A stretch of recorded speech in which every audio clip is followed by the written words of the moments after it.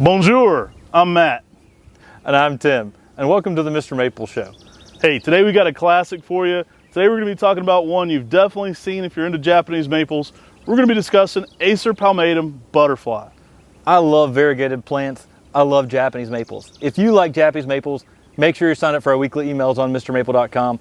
We had at least 10 new exciting new trees on Mr. Maple every Tuesday at 10 a.m. That's something you'll definitely want to check out.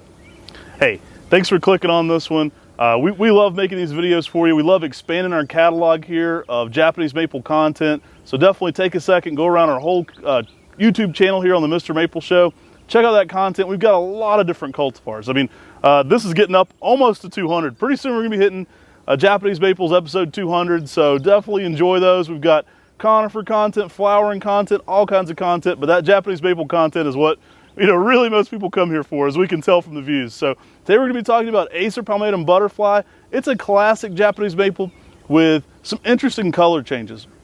Now, when this one first leaves out in the early spring, it's a little bit more of a pink on green, which I like about it. It's a subtle, soft pink, kind of a strawberry hint to it.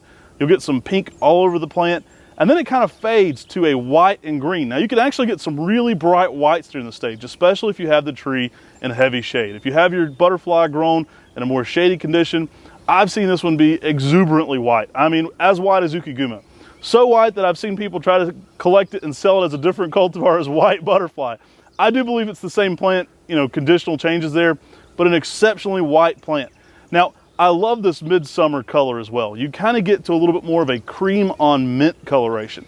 So we're actually here in early June right now. We're shooting this here in Western North Carolina. This tree does get a little bit of sun here in Western North Carolina. Typically with butterfly, you want to give this one shade. It does work zones 5 through 9. You're going to get your best colors in many of those high humid locations if you can provide some late day shade. But this stage right now, actually going into the summer, is actually my favorite, where it's kind of a cream on a soft mint. I think that color is just excellent, and it really accentuates every other plant in the landscape. Now, I love butterfly, like Matt's talking about, that cream, almost the leaves can even twist and curve, which give this plant something real unique. That variegation is different, even though it's a margin variegation on every single leaf. A very uniform variegation, meaning that you're going to see this across the entire plant. If you ever start to see any green coming across this plant, do prune that out. And also watch your nitrogen. You may be fertilizing your Japanese maple too much. Often if you fertilize the butterfly too much, you may cause a reversion, which could be a solid green sport. That is something you'd want to remove on this. But butterfly is a very stable, variegated Japanese maple. And this is a Japanese maple that just gives you a lot of white color. It's great for putting in those shady areas like Matt talked about, because that white just lights up those dark areas and gives you some color contrast being so white. This is a plant too that is white very consistently. So you're going to get that every single year, and with some really good fall colors of oranges to red, and that margin turning to that pink in the fall really makes this tree something special. The height on this plant too, it's a very slow growing plant. It's going to be a very shrubby type plant that often we call it more of a bouquet. At a young age, it's going to be something you're looking down at and you're going to really enjoy. But then as it starts growing and turning into a larger tree, this tree is just outstanding. It's a more narrow growing tree, typically reaching about 12 to 14 feet in 20 years.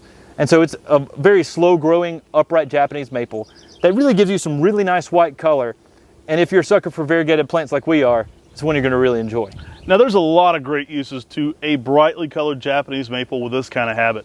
Obviously, a smaller overall habit to this one lends itself very well to container gardening. I often say that, but the easiest way, if you're not confident in that, is just planting in the ground. Putting a Japanese maple in the ground is by far the easiest way to grow one, but this one does work great for container gardening. You want to make sure the container has good drainage and nothing's obstructing that water flow from going all the way out. But an excellent tree for that. You can put it on the patio or the deck at a smaller age, enjoy those bright swirling variegation, back in a shady condition where it really shows out. But this one's really going to pick up a dark or shaded area. You can put this one out there and let it just really be that bright white focal point in the garden. And I love to play around with this one, kind of pairing it with some dark reds. We've actually got a Twombly's Red Sentinel behind it. If you've ever seen our video on Twombly's Red Sentinel, it's actually flanked by 2 butterfly, just to put that spark of white on either side of the tree. So some darker colors definitely show that out.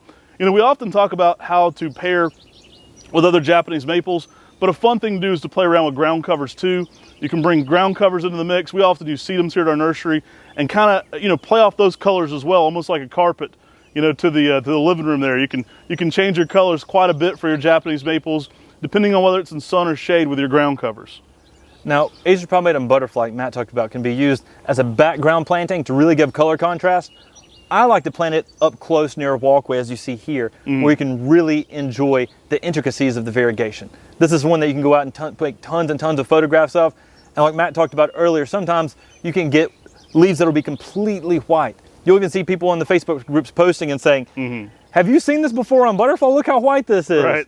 And we had a customer that actually mailed off cuttings off of hers because hers was so white that people started calling it white butterfly. And it's the same thing as butterfly. It's just conditional on butterfly on how white that plant is going to be in that year. Now, like Matt talked about, if you give it some protection from the hot afternoon sun and you stay away from a lot of fertilizers, you can get that white effect on butterfly that really makes this tree extra special. Hey, I would definitely recommend this to you conifer gardeners. A lot of conifer gardeners are going to say, hey, I've got a shady spot here in the garden. What conifer can I put in there? And there are some shade conifers, but think about sticking a butterfly in there. It's going to contrast with your conifer collection so immensely. Like, people are going to walk around your collection and they're going to go, what the heck is this? Because it looks so vehemently different. So it's really going to catch the eye. It's going to change the tone of the garden there a little bit and break it up with some deciduous splash. I mean, it's going to really give you some fun color. So if you've got a shady spot, maybe think about this instead, because it's really going to bring the color. And in those shadier locations, you always have that creamy white variegation on butterfly, but the center part can even get a blue-green, which makes this plant really stand out and just give a unique color for that Japanese maple in your landscape and garden. Butterfly is a classic Japanese maple that we can't keep in stock enough here at Mr. Maple. So if you see this whenever it's in stock, make sure to buy it quickly because it doesn't last too long. If it's out of stock, make sure to put your email in there to be notified.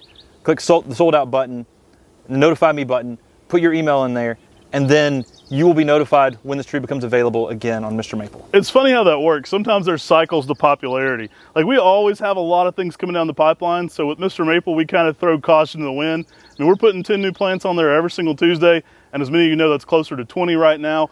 And so we keep going forward with like so many different cultivars. But it's interesting. I mean, our friend Grumpy Gardener may do an article on this one, and then all of a sudden, everybody's after butterfly. So some years you'll have an extreme shortage on butterfly, and then our next year, say one of our friends like Tova Martin does an article on Sangukaku, and then there's an extreme shortage on that year just because everybody saw it in fine gardening or some Southern Living or something like that. And so that certainly can create some weird shortages of Japanese maples, but this is one we try to get out there frequently.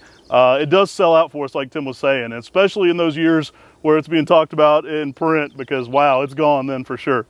Now, Japanese maples are good zones 5 through 9. If you're growing this in a container, make sure you put this in a 6 through 9 situation, because growing in a container definitely bumps it up a zone. Make sure you've got good bumps it down a zone. Bumps it down a zone. But make sure to give this tree good drainage. Good drainage is key with growing any Japanese maple in containers. We love butterfly. I think you'll love it in your garden too. Acer palmatum butterfly, when we were in Japan, we were going around to different garden centers with some friends and translators. And we were at one nursery, and I said, what does this say? And he said, Kojo no me. And then I said, Kojo no me? He said, butterfly. And he basically said that Kojo no me translated as butterfly. So my guess is this tree was brought over from Japan and translated as butterfly. And you see that now in the nursery tray as butterfly because it's easier to say, and it's the direct translation from Japanese to English, is from what I understood. Yeah, certainly could be the case.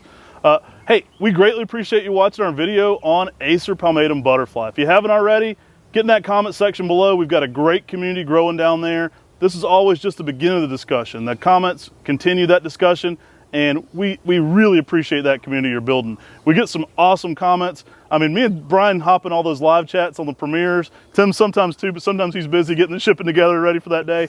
But we try to hop in there, and we're just blown away by the interactions we're getting with you guys. It definitely makes it worthwhile for us. I hope you enjoyed seeing this specimen of Acer palmatum butterfly here at Maplewood Knoll Gardens. We really like getting out and you seeing these specimens in the garden so you can understand what they'll do in your garden.